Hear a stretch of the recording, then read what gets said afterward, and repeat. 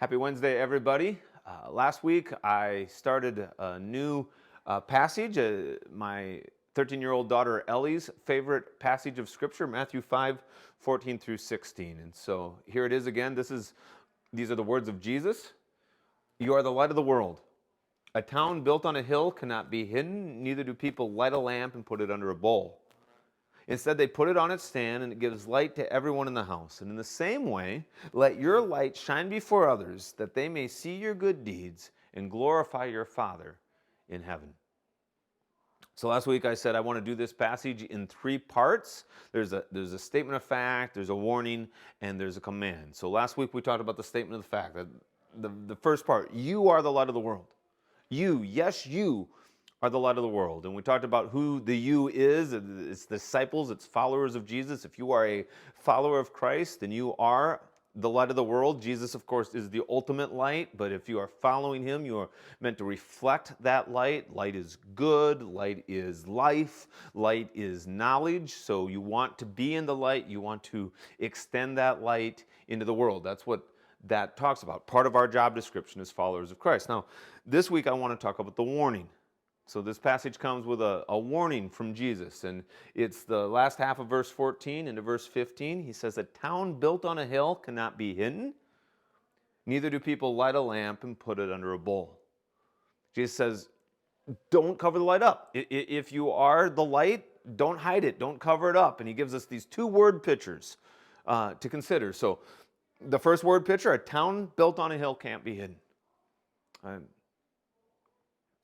of really had to ponder what that meant. You have to put yourself maybe in an ancient mindset here a little bit. When people gathered to live together, one of the primary reasons people would choose to live near one another, to start building villages or towns, was for defensive purposes.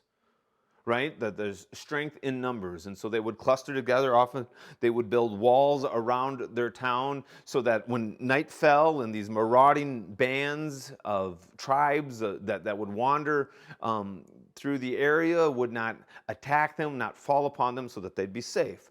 And so if that was the case, and if you were a particularly small town or a small group of people, a small community, then maybe it would be advantageous for you to build your home in a place that would be hard to see. Maybe in a valley, maybe in a cluster of woods or trees, that you would want to make your small, sort of defenseless home hard to find. But if you had a bigger town, if you had a successful town, if you had a city, that you were less concerned about being attacked, or you had the strength of numbers that if you were attacked, people wouldn't dare to attack you, then you'd be more likely to build your city, your town up on the highest hill. You know, you'd build walls around it, but you wouldn't be afraid to have big highways coming to it. You'd want people to see it. You'd want people to know where it was. And in fact, that's the case for the city of Jerusalem. When David built Jerusalem, he picked the highest hill he could find. He built the city out of limestone. He built the temple that his son Solomon built, was built at the highest point in the city, out of white limestone, so when the sun would shine on it, it would shine like a beacon at night, because this was the most concentrated group of people in the area. When they would light their candles, light their torches, they would shine in the middle of the night like a lighthouse, because they weren't afraid. David wanted people to know that this was the city of God. This is where they were. And in fact, that in the Old Testament, there are prophecies about Jerusalem that sort of draw on this idea of light and drawing people to the city, that maybe even this passage in Isaiah 2 that Jesus may have even been referencing here when he talked about this. So this is what it says about Jerusalem. In the last days, the mountain of the Lord's temple will be established as the highest of the mountains. It will be exalted above the hills. All the nations will stream to it. Many peoples will come and say, come, let us go to the mountain of the Lord, to the temple of the God of Jacob. He will teach us his ways so that we may walk in his paths. The law shall go out from Zion, the word of the Lord from Jerusalem. And he will judge between the nations, and they will settle disputes for many people. They will beat their swords into plowshares, their spears into pruning hooks. Nation will not take up sword against nation, nor will they train for war anymore.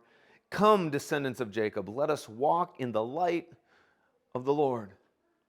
So that this city on a hill, this town on a hill that people are attracted to, it's visible, it can be seen, it shines with the light of the Lord. The temple is this place to come. So that's one image here. And the warning part is Jesus saying, look, don't hide your city, don't hide the community. Or here, the second word picture even picks that up even better. He says, you don't light a lamp and put it under a bowl.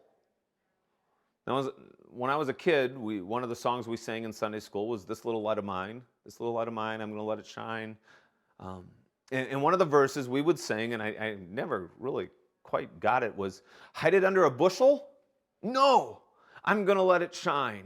And a bushel, what's a bushel, right? I grew up in rural Iowa, so I know a bushel is how you count your corn, but how does a unit of measurement factor into this? Well, a bushel originally in English was a basket of a certain size, a bucket of a certain size that you would use to count your grain. And so the word that Jesus is using here, when the King James translators of the Bible needed to translate it, that's what they chose, this idea of a big bowl, a big container that you don't, when you light your candle, when you light your oil-burning lamp, you don't then take this big container and lay it over top and cover the light up, because then what's the point?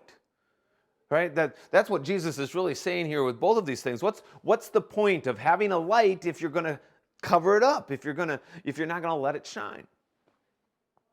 So to illustrate this, I think of my cell phone. One of my favorite apps on my cell phone, just one of the best things about it is this flashlight app. Right? I never knew how tremendous it is to always have a flashlight with me until I got a cell phone. And dog knocks something under the couch, I can go look for it with my cell phone. I need to look in my crawl space. Not that I ever do house repairs, but I need to find something in the middle of the night. I just turn on the flashlight app. But sometimes, because it's there on my phone and it's got the touch screen, sometimes when I put my phone in my pocket, I'll accidentally turn the flashlight lamp on, and then I won't know that, and I'll be sitting there and I'll be working at my desk, and I'll look down like my pocket's on fire. Right? Because the light is on and it's shining in my pocket, but it's not doing anybody any good. And my battery will be half drained. And Jesus says, why would you turn on your flashlight and stick it in your pocket? Right? Doesn't make sense. Why would you run that battery down? So the warning here, Jesus is giving this warning. Don't light a light and then cover it up. Don't hide your light. Instead, he says, what you're going to do is you're going to put it on a stand, you're going to let it shine, you're going to let it give light to everyone in the house. You're going to light that candle, you're going to put it in a place in the house where it's going to benefit everybody.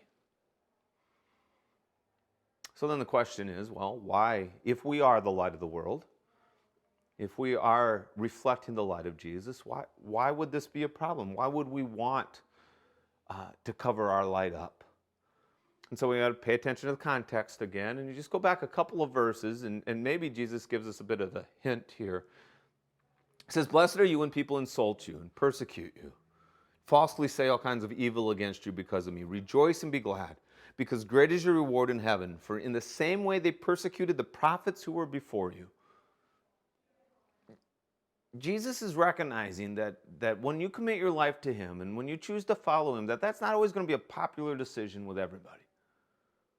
Now, I'm not one of those who thinks that Christianity is under persecution here in America. One of the great benefits we have of living in America is that we have freedom of religion that still exists, and we need to be careful how much we talk about being persecuted here, because there are Christians throughout the world in Muslim majority countries under certain communist dictatorships that where to be a Christian is to have your life at serious risk. And we as Christians in America should be praying for the persecuted. We should be aware of the persecuted church, and we should be careful not to compare maybe our difficulties with a secular culture to the real dangers that they sometimes face. But still, Jesus is saying there are going to be times where, because of outside pressures or maybe even internal pressures, where you're going to feel like, maybe people are going to look down on me if I'm talking about Jesus. Maybe people are going to think of me differently if I seem too religious, that I don't want to get labeled as a Bible thumper or a Jesus freak and that sort of thing. And Jesus says, you might be tempted to cover your light up. You might be tempted to soft play your allegiance to me. A couple of years ago, I did a sermon series that I called Personal, Not Private. And really here, is where I think maybe I know I struggle with this idea of covering up my light. And I think a lot of people in our area of the world, especially, that this idea that because my relationship with Jesus is so personal and it's so important to me, but because of the culture I live in as a masculine guy, maybe I don't want to talk about personal stuff. If I talk about personal stuff, it might seem weak. And so sometimes it's hard maybe to talk about my faith because I feel like people are going to think less of me. It's hard for me to show. It's okay for me to go to church, but I don't really talk about it because that's personal. And what Jesus is saying in our passage is that yes, you should have a personal relationship with me, but it's not private. Your relationship with me, you are, if you're a follower of Jesus, you are the light of the world. And so that's going to influence your relationship with everybody you meet. Doesn't mean you're going to talk about Jesus all the time, but they should see something in you that's different because of your relationship with Jesus. As you interact with people, there should be something about you that reflects that light of Jesus in the way you interact with those folks. So you, if you are a follower of Jesus, you are the light of the world. Don't cover that up. A city on a hill should not be hidden. You don't light a lamp to stick it in your pocket.